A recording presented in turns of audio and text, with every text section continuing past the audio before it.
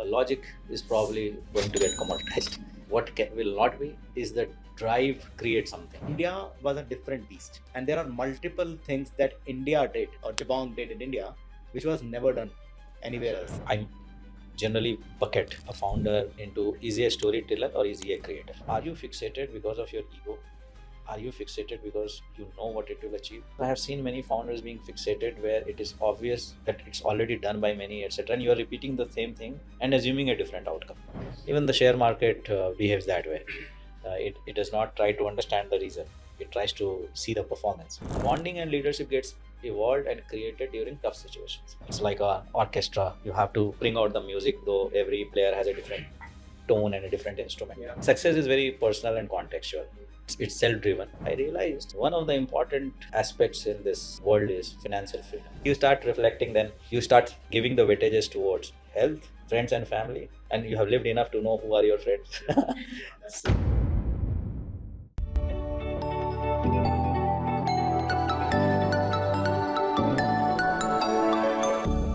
Hello and welcome to the next episode of CXO Speak. There are entrepreneurs who build successful businesses, and then there are few who helped shape the whole industry. Our today's guest speaker, Praveen Sinha, is amongst the latter. As a co-founder of amongst India's foremost success story around fashion e-commerce, he has witnessed as well as helped create the evolution of digital e-commerce in India.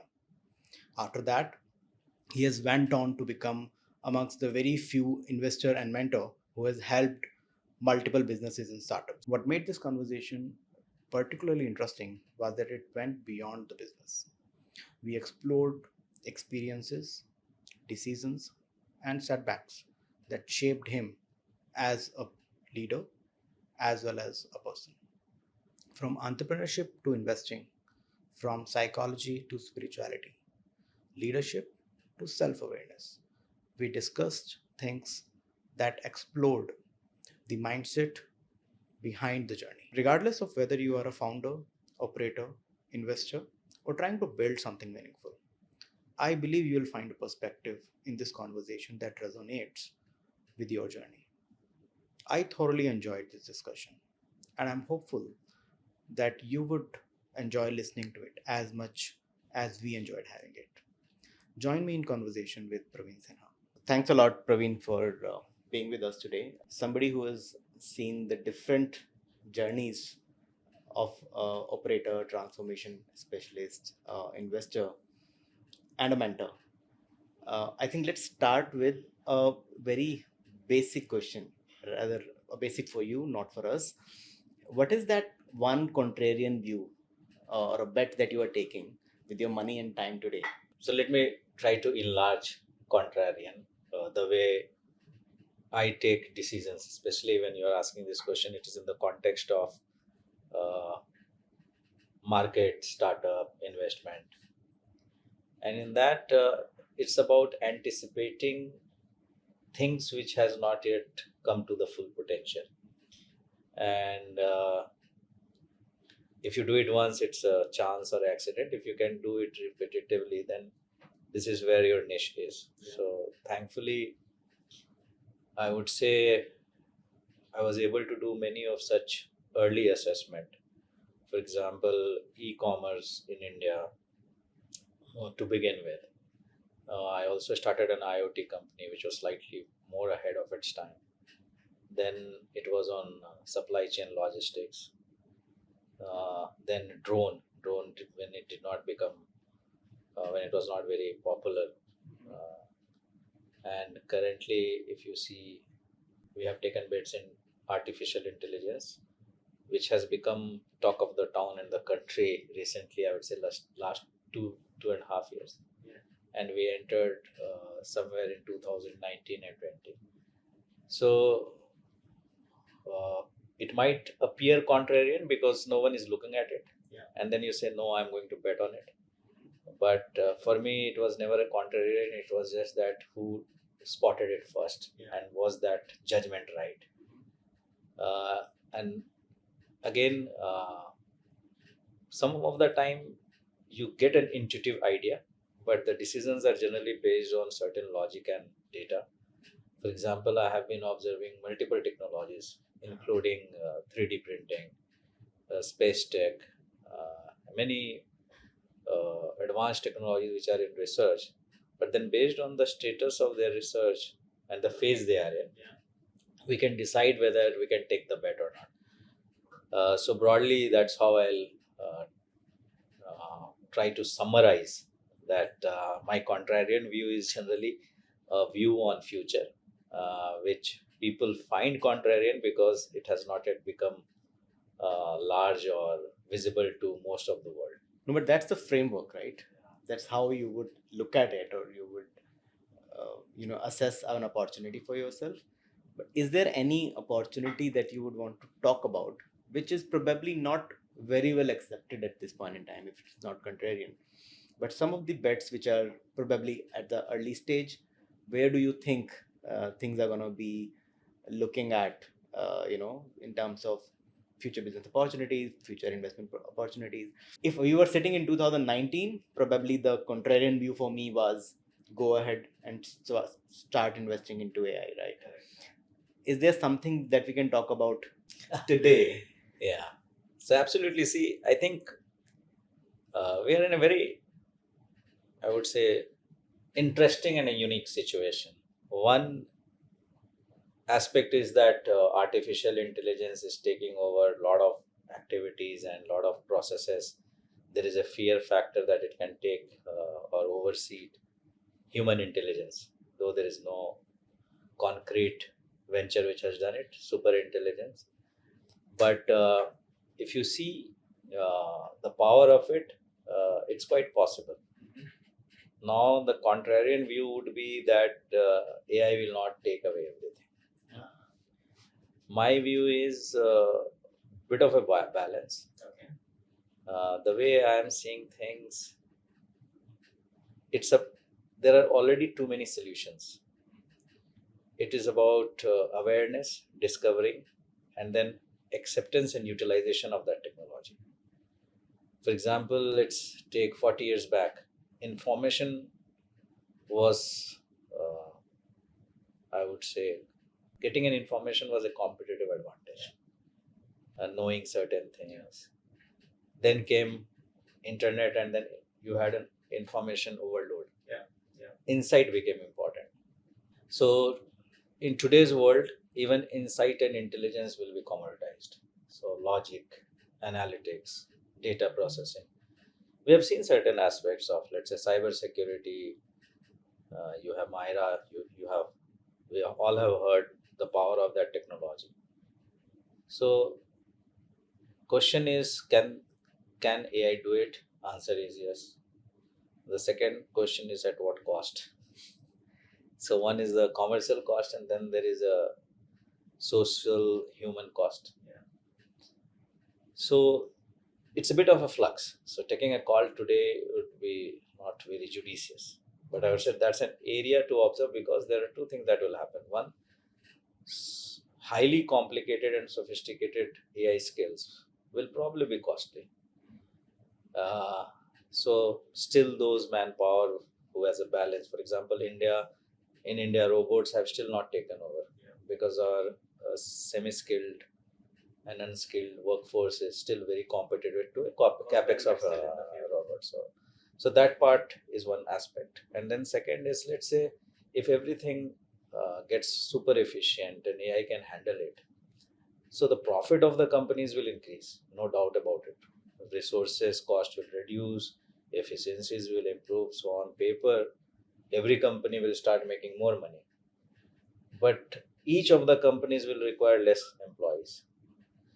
So where will the economy work? So who will buy? So it's a circular question. Then the government will have to intervene. So the dynamics will start changing, and where I would say the contrarian view will be more that if this happens, then where the money will flow, so certain areas government will have to start operating. And I don't know, and I have not done any kind of research as of now, is how will the money be pulled back to the society. For example, even you see in many countries, including in India, many of the disadvantaged group is given subsidy or a free money. If that starts happening, then the productivity and the need for the human potential to grow will reduce. So broadly, these are the dynamics in which world will evolve. Interesting. But few pointers that I recently got after some conversations around the impact of AI with some of the founders, and you rightly put that during our discussion as well, wherein we were talking about how would a P&L look like for a business, for a software business, now versus 5 years. Today, the biggest cost is manpower, followed by the infrastructure, like the AWSs of the world, and then comes the others. He's saying that all of a sudden today, any which ways, the AI cost is higher than infra. Infra cost has gone down because we have been able to optimize, but we have already spending 20 to 30% of my infrastructure costs in the form of AI costs. And in a few years, probably the AI cost would be the biggest chunk in my balance sheet. If I'm gonna be looking at my P&L, probably 5 years down, the biggest cost would be AI, followed by manpower, followed by the infrastructure, so on and so forth. So on one side, while we are saying that probably with more efficiency coming in, will be more profitable, probably no, because you're still not paying the full cost of AI. The $20 is not the right cost of Absolutely. the intelligence that you're buying from them. Interesting. So I'll just quickly add. So it has still to be played out, and there are two things. One, and which are in divergent direction. One is, if you see, the tendency of AI to become monopolistic is very high. Thankfully there are too many players now, but once you have at least in the e-commerce and internet space, one takes all, then the power to influence becomes significantly high. So the pricing is never in your control. And the second is on the cost. For example, today the demand has shot up immediately. So I'm not sure in terms of the real cost of infrastructure. So if you see memory and database, etc., is the huge requirement, especially for context. It's like they have to for the context setting, the AI model requires a lot of RAM memory, similar to RAM memory. And if you see the electronics market, the prices are going very high because all the requirements is going for AI. So when it stabilizes, probably the dynamics will play out, or the scale will bring that pricing advantage. But currently we are going through that scenario where the prices are getting short.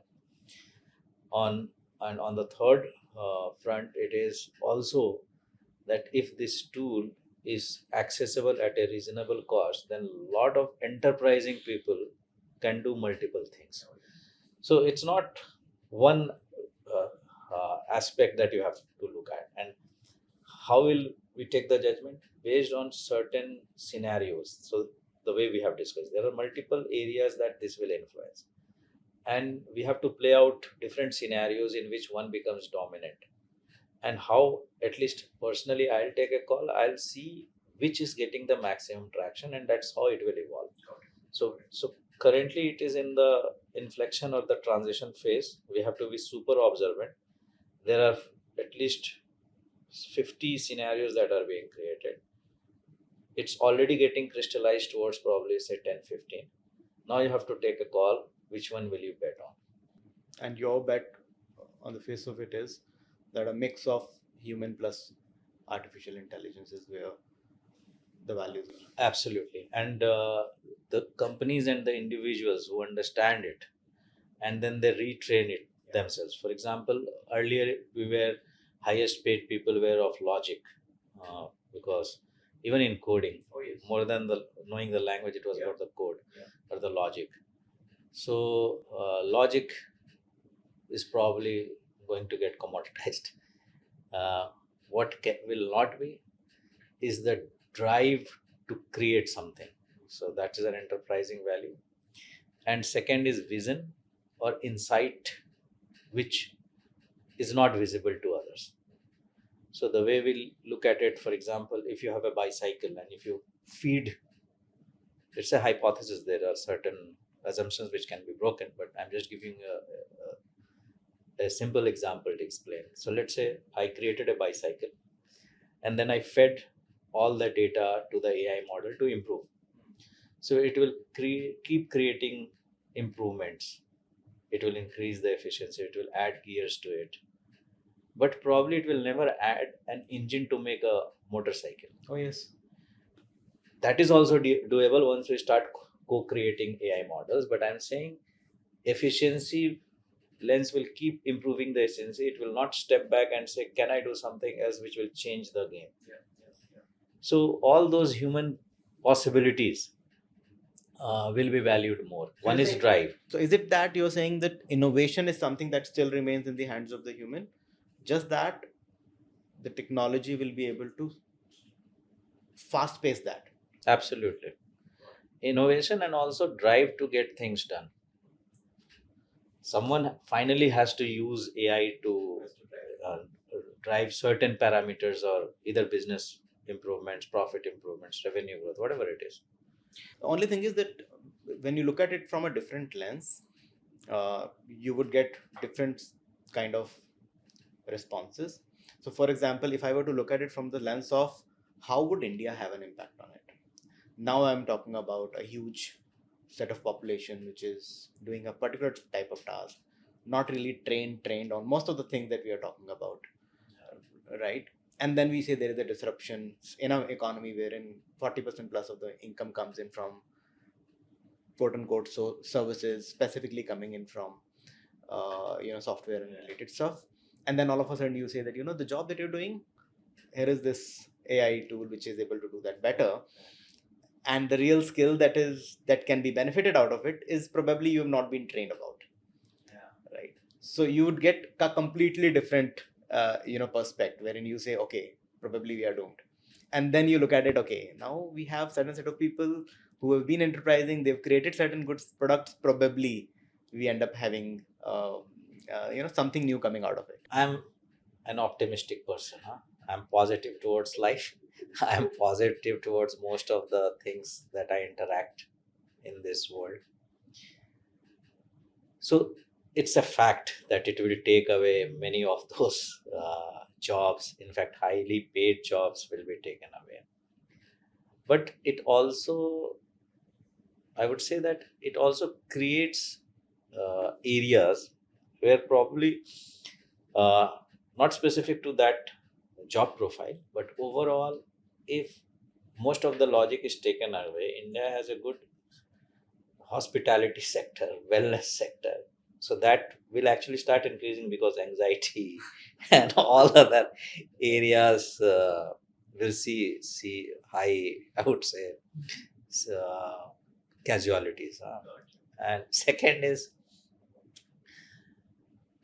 for us as a country, if we see, most of the models are from US and China, and these are very powerful models.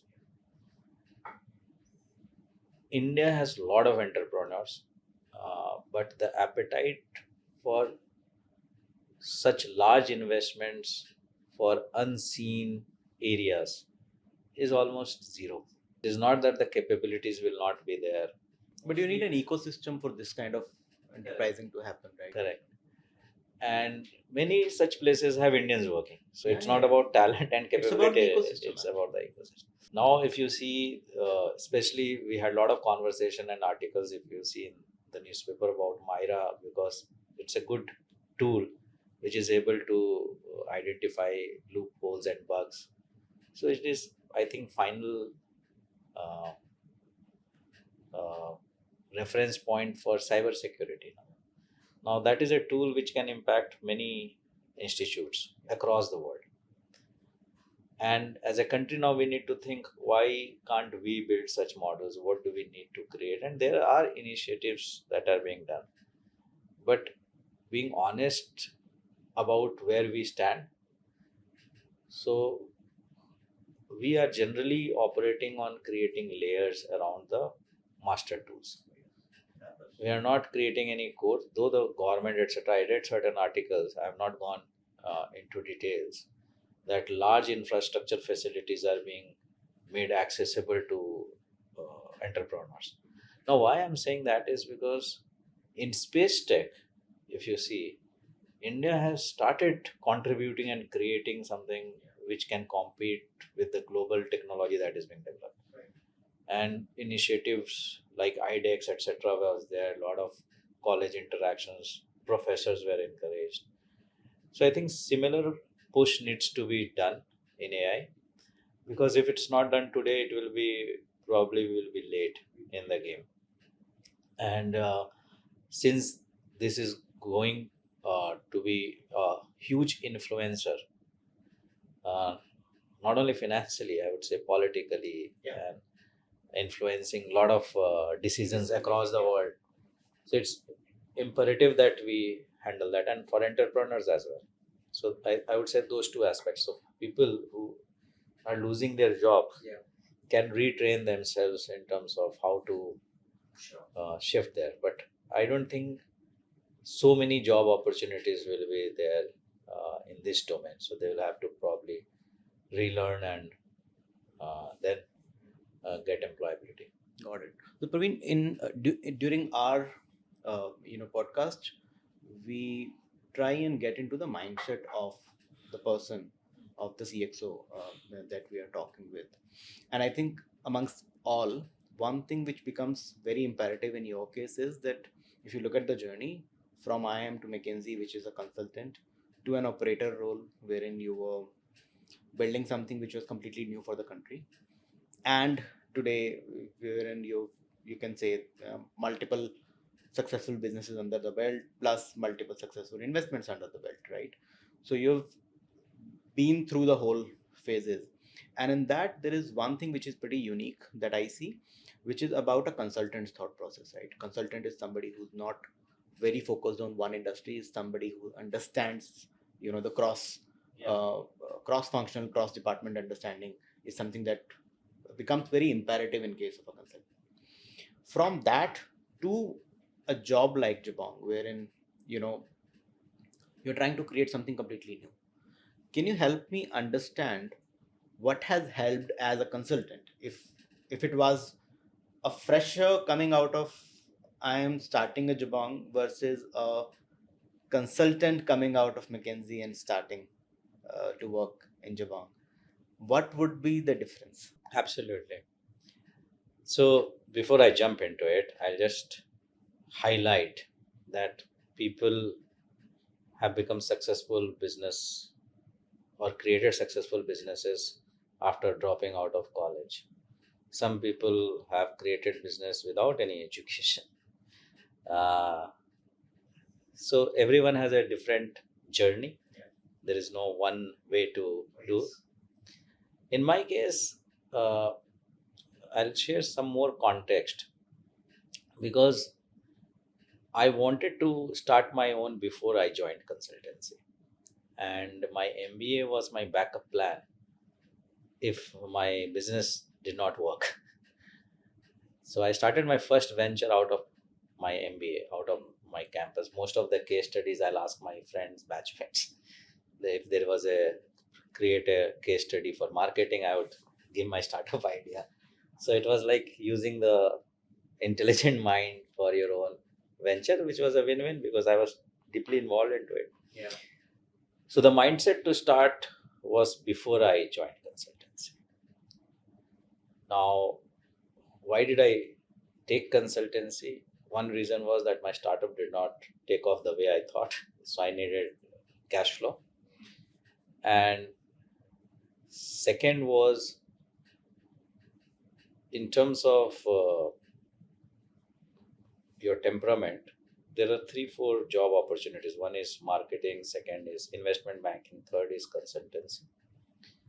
My view was consultancy gives not only different sectors for exposure, but also different verticals. For example, you might get a organizational mandate where it's more like an HR. You might get a transformation project which is like a turnaround, or a financial P&L focused. So, and sectors from steel to FMCG to airport, to petrochemical.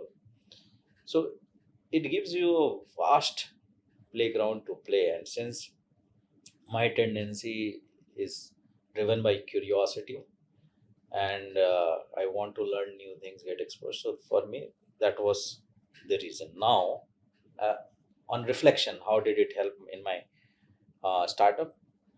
I think not only consultancy, McKinsey also is a great platform. So during the conversation, we had also interacted about my prior venture, Jabong. So McKinsey is also considered a founder's factory, CXO factory. So generally, you will get many CEOs from McKinsey. And similarly, if you see from Jabong, you'll see many founders now, and uh, all across the world, not only in India, Middle East, US. In e-commerce, you'll find one or two Jabong ex-employees in some senior position. So McKinsey gave a good opportunity in terms of top-down execution. So for a fresher also, it's a new thing because they have not been exposed. You start heading the company. Yeah. I had prior work X where I started as a graduate engineer trainee. So I did not have visibility of chairman's or the board's lens. So that was one. And second was detail oriented metrics in terms of how to turn it around, how to look at businesses differently. And I think that gave me a platform where I was able to create not one but multiple ventures in different domains. So it was not like I did fashion and then I started my second in fashion. I did fashion, I did supply chain, I did finance, I also did artificial intelligence, IoT, media. Yeah. So many diverse fields we were able to execute because it's about how quickly you can learn the dynamics of that domain, and second is getting full clarity what you don't know and hire or find the right team who can execute your thought or your vision. So from that perspective, I think consultancy did help. And the last part of consultancy is it's a mindset where you are an advisor. So if you take all the stress of the job to your home, it's difficult. If you can have that perspective, which is more like a Bhagavad Gita perspective, where you can detach yourself, you do your actions, whatever is needed needs to be done, do your karma, but then don't take back the anxiety and the outcome which keeps bothering you, which is more aligned to a advisor or a consultant than a founder or an entrepreneur. Yeah, I think that is a follow on that I would want to stress upon, wherein on one side there is this clear value that an individual gets when he's worked in a consulting, but at the same point in time the mindset is completely different. A consultant is somebody who's an advisor, right? I have done it, execution is yours. But as soon as you step into the shoes of a founder, then it is your job to make sure that the execution happens, right? And we generally see in Zotter, we generally see that if we are pitching somebody saying that okay, we are an advisor, versus we say we are advising and we'll get it done, as soon as you say we'll get it done, it is done for you, the expectations are much cleaner, right? And they start saying okay, now I think we can start talking about what could be done, because advisor per se is not something which is adding a lot of value if till the time execution doesn't happen. Now for you, from advisor to operator, that shift I think is something which is very important to dwell upon in our conversation. See, I think it's a mindset shift, and there is no key to it. How do you shift? Either it is there or it is not there, or you will have to create a trigger. If you are not used to taking full accountability and ownership, then you cannot be in the shoes of a executioner or a founder. You might get a someone super intelligent, so you keep him on the board or as an advisor, but then to get things done, because things might not go exactly the way you have anticipated, finally the operator has to take the full responsibility. Even the share market behaves that way. It does not try to understand the reason. it tries to see the performance. If the founder or the management is performing, your share prices go, you get the trust vote, etc. Second is from perspective of a consultant. I think many consultants and advisor, it is not that they don't want to do it. Many times they are willing to do it, and they find it very, I would say, disheartening or frustrating that people who they are advising to are very slow in executing, or they are not able to execute. And there are certain consultants, etc. So in consultants you will also find that they say, let me do it, but then they are not, because their role is of an advisor. On this evolution of consultancy, you will find that now even consultants are also asked for execution. And as I had mentioned earlier the advantage was to have the right information, which is easily available now, then became insights. Now the third biggest problem is, I know what needs to be done, who will get it done, and who will get it done in the right cost, right time, etc., etc. So that skill also will become very important, and you will see consultancy moving in that direction. So it's not only the shift of the consultant to a founder, even future consultants, not all of them, but majority of them will be execution focused as well. They will have to take the way, in fact, your venture Zouter does. For example, you say, I'll advise you how to improve, and then you say, I take full responsibility of this vertical. Yeah, it's not like placing your person there. It's about taking the full accountability and responsibility of that vertical. So we call it done for you. Yeah. So interesting. So you're saying that again, the mindset was there from the very beginning. It's not very easy to kind of switch it on and switch it off. As an advisor, also you would have a mindset of getting the work done. Just that the job didn't want you to do it. Right? Great. Come Jabong. We are talking about 2012-14, very early stages of India e-commerce, replicating something which was done somewhere else. But India was a different beast. And there are multiple things that India did or Jabong did in India, which was never done anywhere else, right? Things like the COD, the automation and deliveries, and a lot of other things that you've done. Let's touch a bit about that. So, you have rightly mentioned that e-commerce was not a new concept. It was new for India. And thankfully today, India has a lot of ahead of its time technology. Earlier it was replicating what was working elsewhere and then doing it for India. But then doing it for India required a lot of customization and innovation. For example, the concept of return was not heard. Even if you buy offline at that time, you would not, the shopkeeper won't take the return. And then cash on delivery. Globally, this concept was not heard of.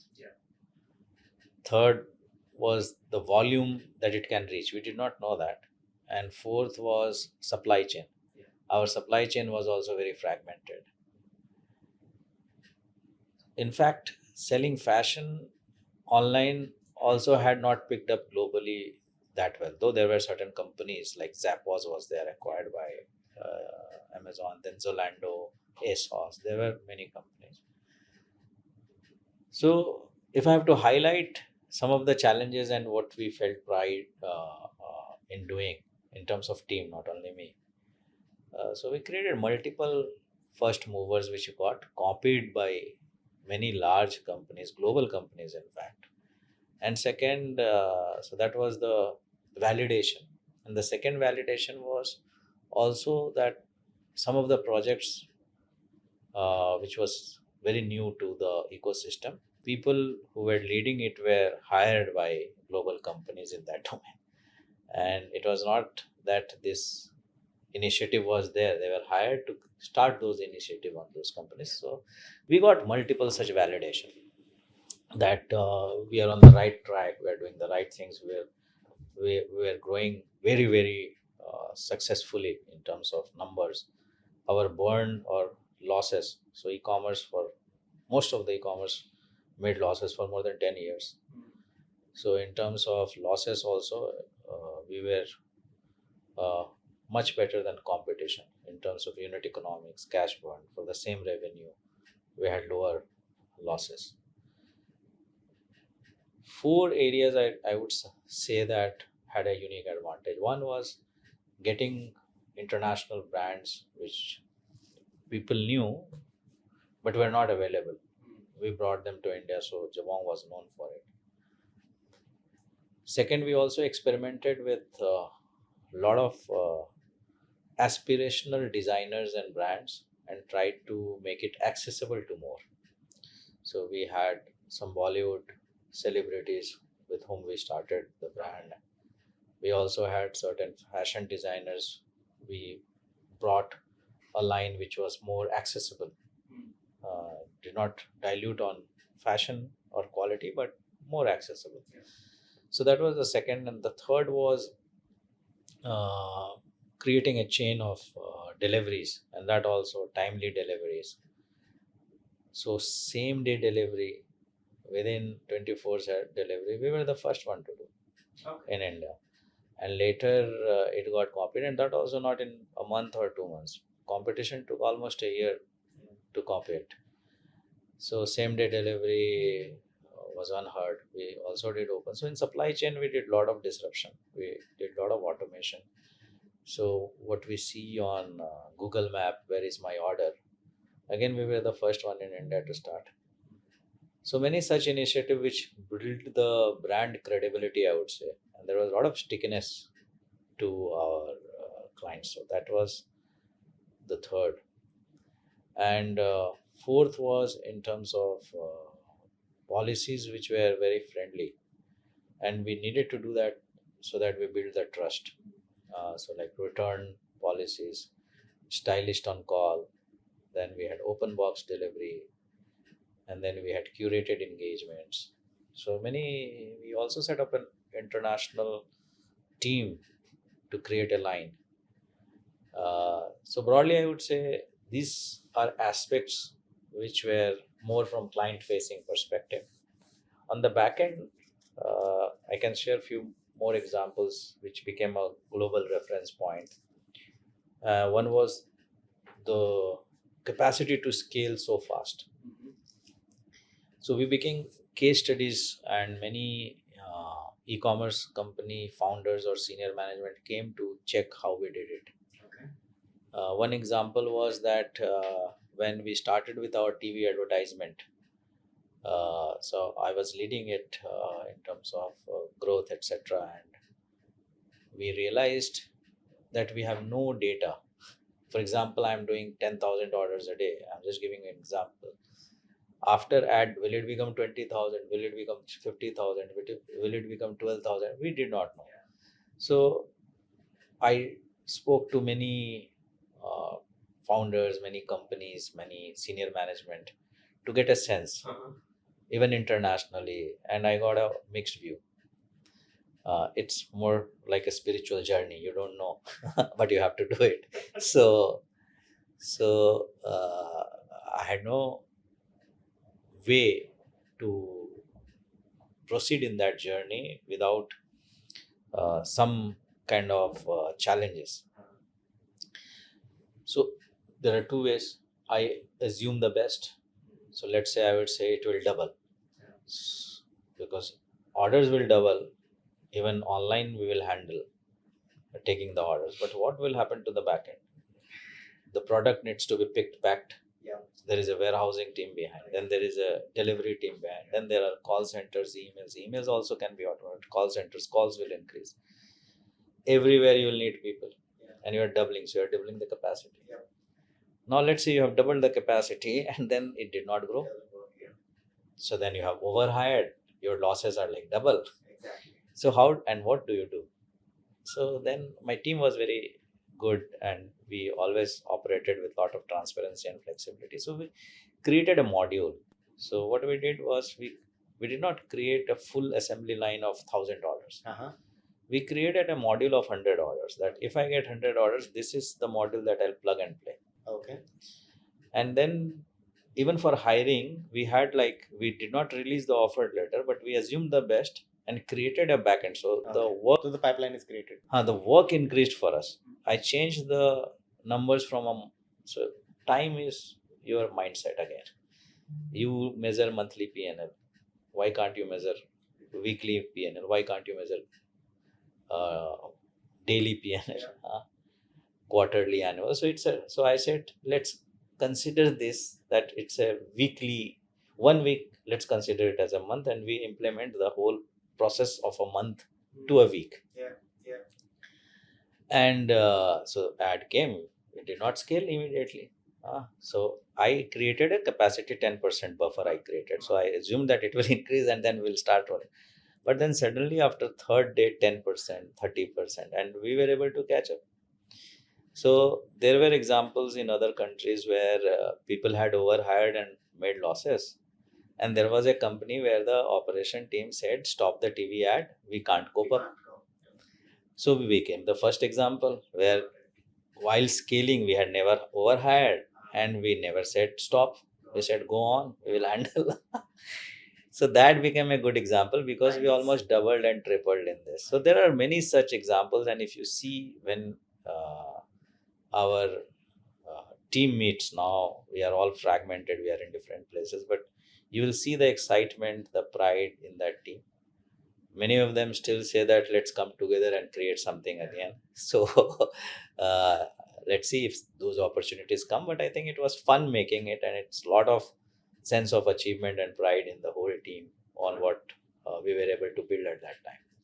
So creating the herd, I think this is something which is very, and I can clearly see this is something which is very close to your heart as well. And in general, there are two different ways one would look at it. That one is that while you're creating, you actually bonded so well, and you bonded so well primarily because probably the intent was very clear, the vision was very clear to everybody, and everybody was running to do something or create something which was phenomenal. And during the journey, you end up, making sure that all good people stay together. Or is it more beyond that? Is it something which is beyond that? Because when you're doing something like this, and we are talking about a business which is owned by an investor, and hence, a lot of decision that you are taking has to be kind of vetted from them. And at that point in time, you're talking about creating a team wherein there is a decentralization of the decisions, but at the same point in time, there is some centralized body which is overviewing or governing everything else, right? So while on face of it, it seems very easy, but I'm sure this is not going to be very easy, wherein you are talking about taking those decisions which are probably very good today, but not at that point in time. They were risks involved, and there are so many different people around you, including the investor, including the team. And hence there are two different questions that come from my side to you. One, the challenges that come from having an investor in creating something like this, and two, the mindset that helps create that kind of cream team. I think very, very relevant question. And the way I'll put it is that, see, as a leader, you have to play different kind of situation.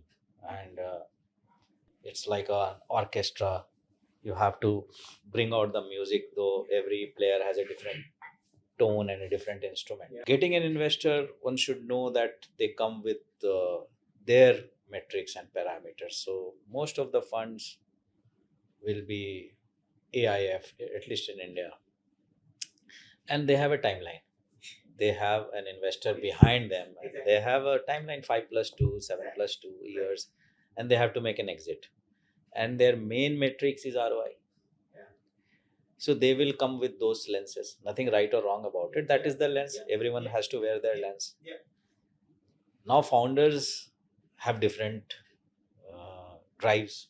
Some are driven by fame. Some are driven by wealth creation. Some are driven with just a simple element of creating something which is impactful. It depends what the drive is. So the founder and investor conflict arises when there is a divergence. For example, There are situations when the founder knows that it will take more time to build, but investor has a timeline to exit. So many such situations come, and I have been in multiple such situations myself. And then you have the team. The team has a simple metrics. They have to build, and I think they should be shielded from those nonsense, because that is the leader's KPI to manage.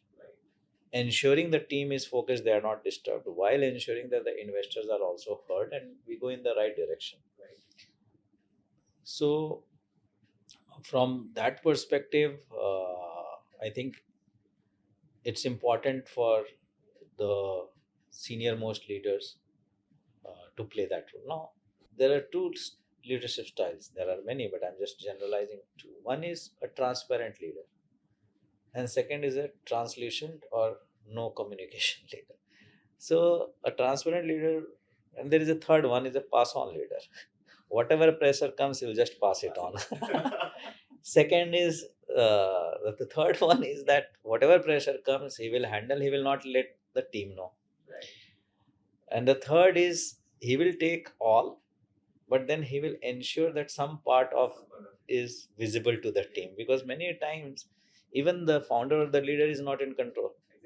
If they are not in the majority shareholder, the founder will go away, and the team who is totally dependent on the founder has nowhere to go, because they say what happened now. So my view is you have to be calibrated. That's my personal point of view, is that the leader again out of these three needs a combination. There are some times where you can't pass certain things on. Second, earlier I used to have a single strategy, but now based on the team, for example, there are different types of team members as well. So some are who are very comfortable with uncertain situation. There are people who might, because of their financial situation, they get they might get anxiety attack if they come to know there are certain things which are uncertain.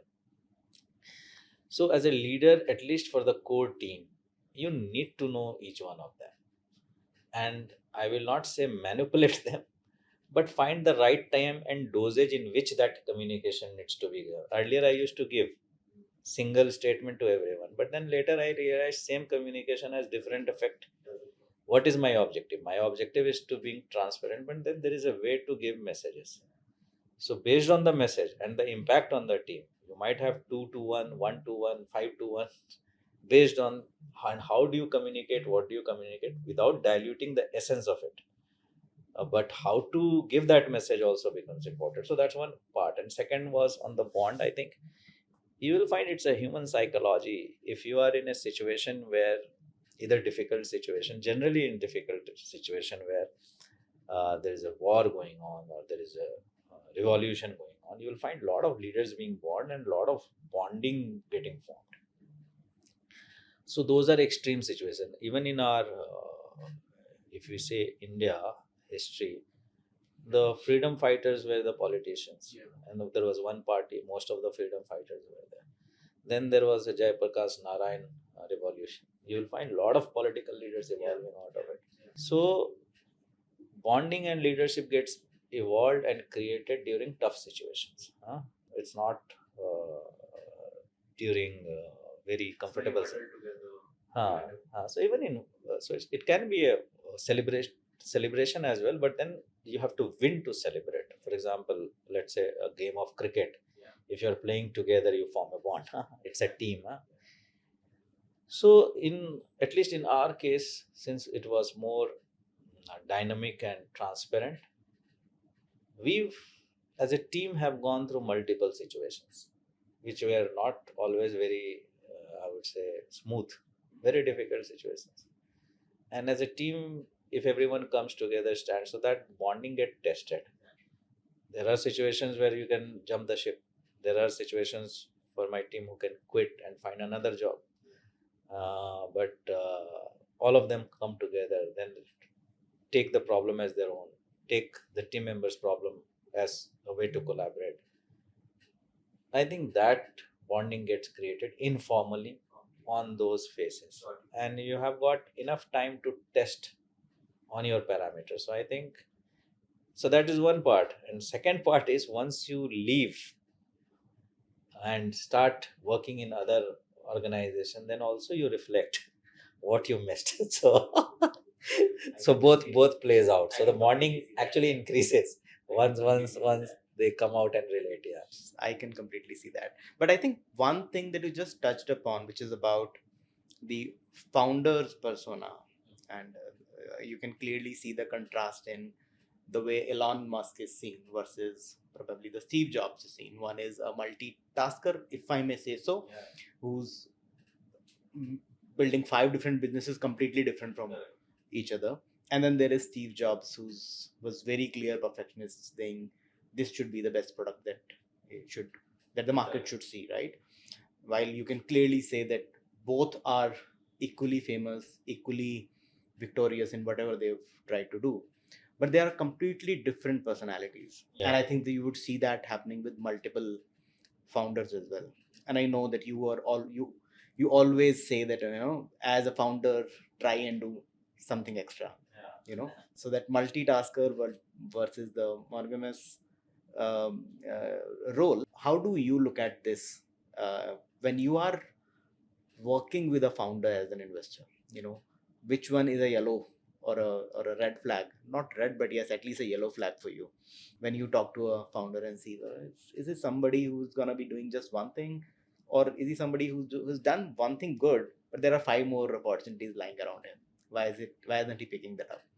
See, ideally I should have to just smile at the answer, because the question is so complex to answer that it cannot be articulated in a way where it can explain everything, huh? But still I'll give it a shot, huh? Which might not cover everything.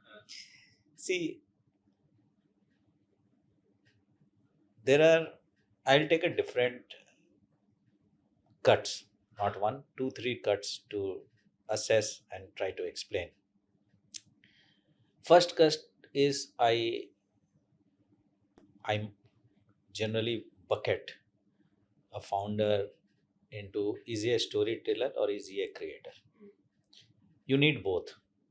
Creator is someone who actually creates, but if there is no one to tell story about it, no consumer will know, no investor will know. So who are you? Are you a storyteller? Are you a creator? Because those two have a very different DNA. From a storyteller you can't expect certain thing, huh? The second lens is again the temperament. Is he a micromanager or is he a delegator? Or is he someone who can actually micromanage when needed, but then can float around? So ideally, he should be more like an eagle, where the opportunity or challenges comes, dives in, and then starts floating so that he sees the big picture. Third lens is responsibility, some characteristics: responsibility, accountability, and also flexibility in terms of decision making. Now this is a tricky one. Why it's a tricky one? You will find a lot of success entrepreneurs who were very dogmatic about a particular idea. They get fixated, and they became very successful. When everyone says no, it will not, they get fixated. Now, are you fixated because of your ego? Are you fixated because you know what it will achieve? It's a tricky part, because I have seen many founders being fixated where it is obvious that it's already done by many, etc., and you are repeating the same thing and assuming a different outcome. Hmm. So a good trait, he really believes in his idea. But step back, how passionate and how much visionaries are. It is also possible that he might be right and I am not seeing it. But then if I see that the idea is being done by many, and the founder is also replicating exactly the same thing without any changes, but assuming a different outcome. So these three cuts, and there are many more cuts, I'm not going through all of it. but these are many flexibility, because if things are not working, then you change the play of the idea and do something else, and you'll see a lot of successful businesses were built on that. They survived, they adopted, and became successful. Even in India, you see many companies started as an online because that was the flavor of the time. Yeah. Raised a lot of fund and became offline. There are examples where you see what happened.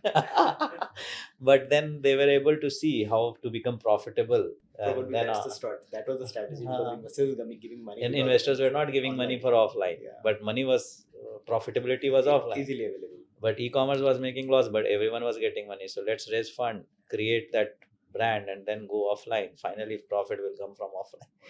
So, so it's not an easy call. Again, it will come with however I want or I don't want. My internal psychology biases will play out. So generally, these are certain areas that we look for as a founder when we invest. And I'm still not considering myself as a full investor, because I'm a very founder friendly investor. I have been the I look at you as a mentor who's an investor as well. no, so in fact I have seen that, and though I did not think I did it, but the way it happened, many of the startups went through very difficult phase, and the investors were after the founders, and that's their right. They had put in money. How will the money come, etc., etc. At that time I actually had a different conversation. How are you doing? If it does not happen, what will you do, etc., etc. So that ecosystem, actually, it's a small world, people talk. So if the intent is wrong, it's fine. Otherwise you are creating unnecessary pressure on that founder, because things are not in his control and everyone is after him. And it is not that they will get money and I will not. No one will get money. But but, yeah. But then you have to accept, assess and accept. So I think that has worked out, and I did not go diligently that no, this is the term sheet, this is how it has to be done. Things keep changing. You have to be flexible and dynamic. So let's go to the lighter side of it. And I know you are a philosopher by heart, and maybe called Mahaprabhu by your close friends. So I think during this conversation we haven't touched a lot about it, but before we conclude the session, let's touch a bit about that. Uh, what would success look to you at the age of 28? At that point in time, you would have imagined what is success for me.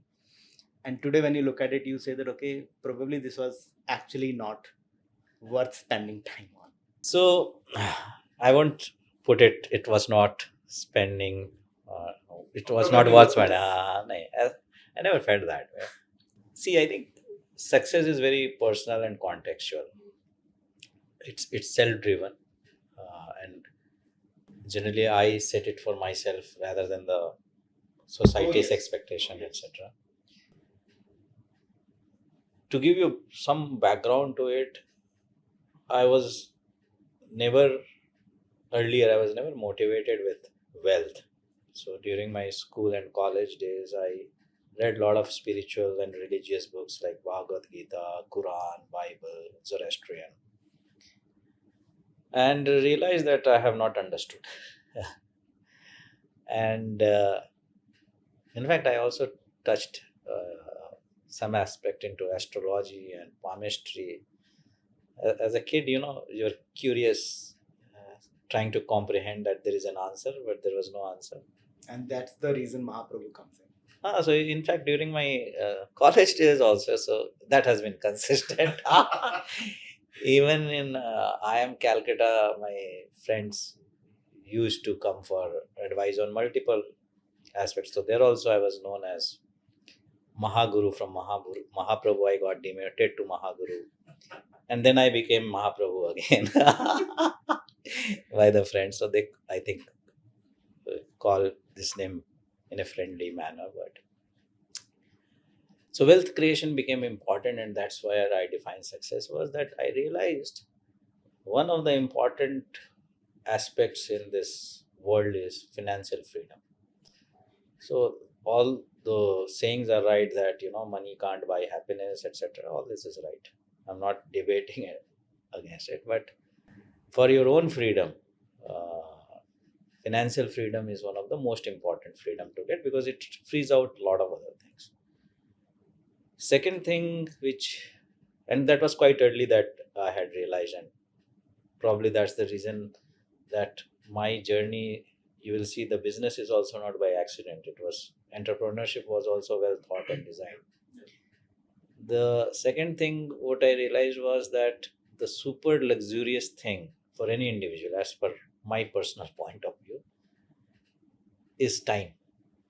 Owning your own time is your luxury. What you can do with your time, because to earn your living you have to spend, or you have to sell your time for someone else.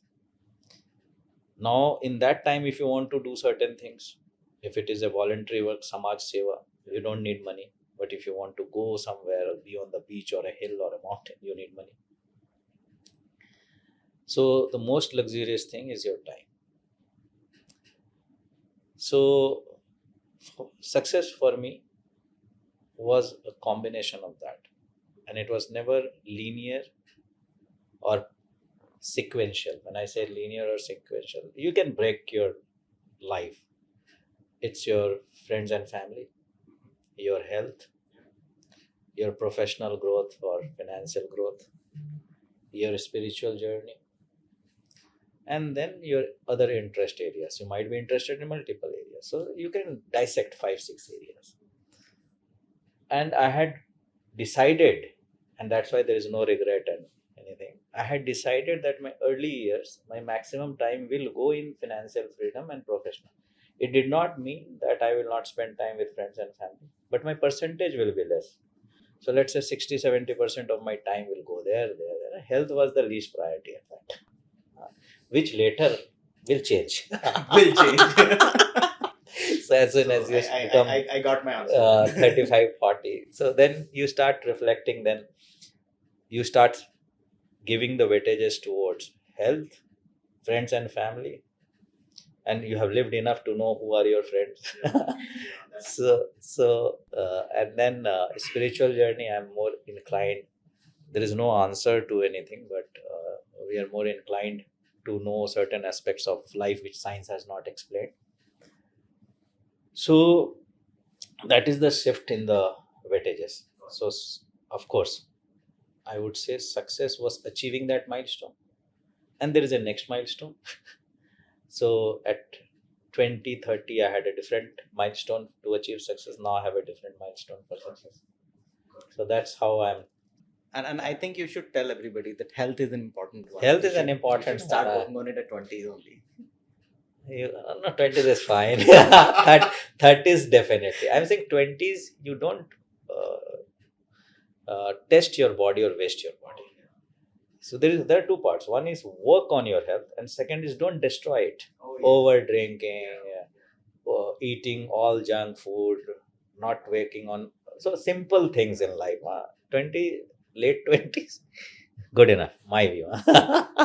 But then you have to progressively start working, because your system will go down. Then you have to go start doing yoga, gym, then go more on strength training, etc. Because as you start aging, health which was taken for granted in 20 will require investment. So you set out your, or sort out your professional journey and start spending on health, family, love, etc. as you grow. So be wealthy by 30. Yeah, late 30s is also fine. Perfect. Yeah. Perfect. And here's the next one before we close this. Any book or idea that you think has rewired you? Anything that has changed the way you look at it, even today, has the same kind of impact on what you would have had, when you read that once or discussed that once. So I keep meeting different people, and some of them actually share stories that one book changed their life.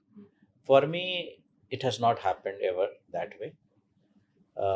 One reason is I'm generally very reflective, and the second reason is that I always take out few lessons from a book.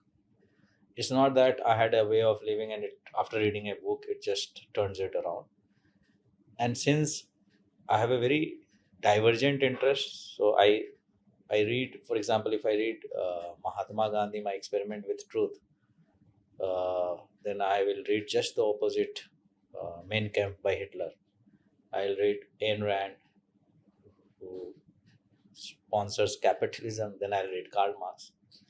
They both are they created huge impact in the world, positive or negative, they did. And they were followers for that. So what triggered, and these are two diagonally opposite point of view. So I did not get inspired by one or the other. I just tried to observe what were the things that make sense to learn, and what are the, so whatever you learn might not implement everything in your life. What are the certain things that I can implement in my life? And for startup also, I've read multiple books. For spiritualism also, it started with the books from Swami Vivekanand. For a beginner, it is the right way. But then I went very advanced. Then I realized you keep reading, it does not make sense. I'll become an intelligent person, but I'll not experience it. So a lot of self-discovery on the way. So I won't say one book. I would, in fact, suggest everyone to have a very diverse point of view, so that you don't get super opinionated, and you have a perspective, You understand different perspective, and then you take a call and a view which is more balanced and not super or highly opinionated or judgmental. Perfect, and that's quite a good end to a nice discussion. Thank Thanks a you, lot, Arun. Praveen, for being with me. Thank you. Always love chatting with you.